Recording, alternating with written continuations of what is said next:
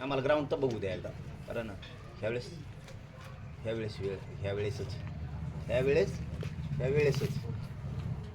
लय अवघड. ह्यावेळेस माघारी फिरणार नाही. सुचना नाही, फसणार नाही ना, काही नाही. हा फेर नाही डायरेक्ट अंमलबाजी होईल. नाही तर तिकडं बंद पडून दे, नाही तर सुरू राहू दे. तितक्या थराला पोरं लागलेले.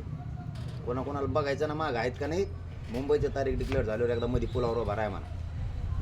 वही घेऊन रजिस्टर घेऊन किती आले नुसते ली गाड्या लोक माणसं नुसतं मुजीत बसतं. मग तुला संधी आहे, काय अडचण. पण फक्त आम्हाला पाणी द्या. 2-3 दिवसात आम्ही घोषणा करतो, आम्ही पाणीला जाणार.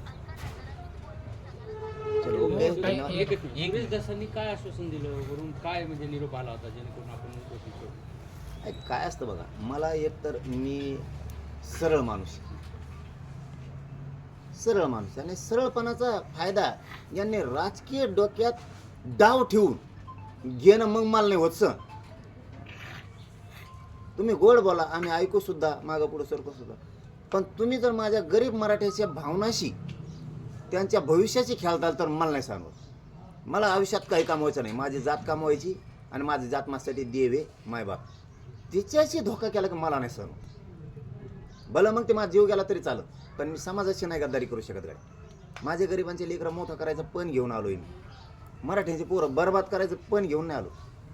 ह्या अंतरवालीनं कशाला का त्यांना उगाच रक्त सांडिलेलं नाही. हीच जागा आहे ती.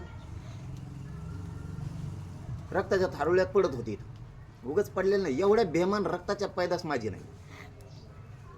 किमान त्या आईच्या सांडलेल्या रक्ताशी तरी मी बेमानी नाही करू शकत. हे गरिबाचे लेकरं मोठे व्हावेत म्हणून इथपर्यंत ह्या गावाने झिजलं, या राज्यातल्या मराठ्यांनी झिजलं.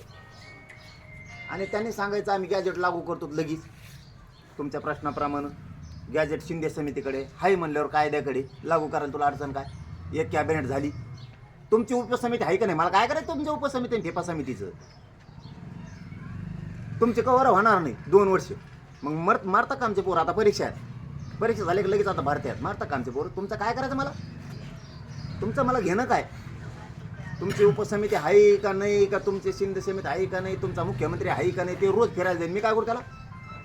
मला करायचं काय. तुमचं कॅबिनेट आहे का नाही, तुमच्या राज्य मंत्रिमंडळाची बैठक मला घेणं काय त्याचं. तात्काळ म्हणले ना, तात्काळ 13-14 दिवस लागतात का. तात्काळ म्हणजे का वाचतं. मग आता एखाद्याचं दुःख होतं, आपण म्हणतो याला तात्काळ गाडी आणा लवकर, बैलगाडी नाही तर गाडी दवाखान्यात न्या. तात्काळ म्हणजे लगेच ना. 15-20 दिवसांनी मरायचं नाही कधी नेल्यावर पेशंट. तात्काळ म्हणजे काय अर्थ आहे. गॅजेट शिंदे समितीकडे असून लागू करत नाही. केसेस मागं घेऊ म्हणले, काहीच नाही. ज्या घेता येते त्या तरी काहीला लांब लागतं तर ते घ्यायचं सोडून दिले. केशी काढायला सुरू केल्या. गरिबाचे पोरं गुतवायला सुरुवात केली. त्यांना नोटिसा पाठवून असं करून तसं करून चाल दुसरी टाकून बघायला लागले. जमतंय का कसं. जमणार नाही. देवेंद्र फडणवीस जमणार नाही. तू चाल टाकशील, नोटिसा देणं आमचं करीन. चाल जमणार नाही. चाल चलून देणार नाही. मग जर जास्त डोकं खराब झालं तर तुला माहित नाही काय होत असते. आता अनुभव तू घेशील. आता मुख्यमंत्री तू त्या सगळं खेटायचंच का. तुला इच्छा घे का तू खेटायचं तर तुला बेकार होईल. तुला सांगतो मराठ्यांशी गद्दारी करू नको. तुला मराठ्याने गादीवर बसवल्या. आयुष्यात बेगा दिलं मराठी शिवून देणार नाही तुला. का तराल जर लागले तर आयुष्यभर. तोही मग जेवढी टोळी धनंजय मुंड्यासारखी तशी मग त्या टोळीला पुऱ्या राज्यात लोक शिवूच देणार नाही त्या सत्याच्या गादीत. नको भापीत राहू. मराठ्यांमुळेच आलेला आहेस. मराठ्यांशिवाय राज्यात कोणाचंच पान हलू शकत नाही. महाविकास आघाडीचं नाही, महायुतीचं नाही. नको याच्यात येऊ. केसी काढायचं मग हे सोडून तिसऱ्याच नोटीस द्यायला लावतोय काय. म्हणजे तू लोकांना येड्यात काढतो काय.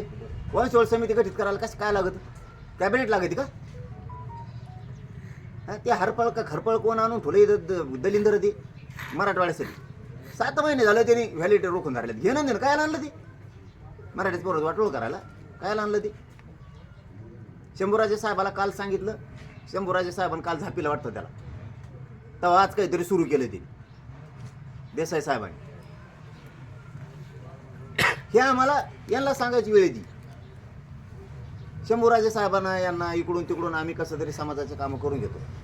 फडणवीस कसाला आहे मग. नुसत्या काड्या लावायला होय. काड्याची पेटीची का तो ऐकू नुसतं. तू आहे कशाला. तुला ते जमत नाही का. ते हाणून ठेवलं ते हरपळ. ते देत नाही. असे 4 जण आहेत मराठवाड्यात, महाराष्ट्रात. तिकडची पश्चिम महाराष्ट्रात तशीच बोंबे, चारी तसलीच आहे. तुम्ही मराठवाड्याला हे होय हरपळ का खरपळ काय आडनाव काहीतरी वेगळं असू शकतं. हां असे झाले. आता पोराला शिक्षण घ्यायचं, उद्या ॲडमिशन घ्यायचं. हां काय काय अडचण आहे यांना वंशावळ समिती द्यायला? कक्ष स्थापन करायला कोणचं कॅबिनेट लागत का केंद्राची मंजुरी लागते? ज्या नोंदी सापडल्या त्या नोंदी तातडीनं द्या. रोग आला लखवा भरला काय देवेंद्र फडणवीस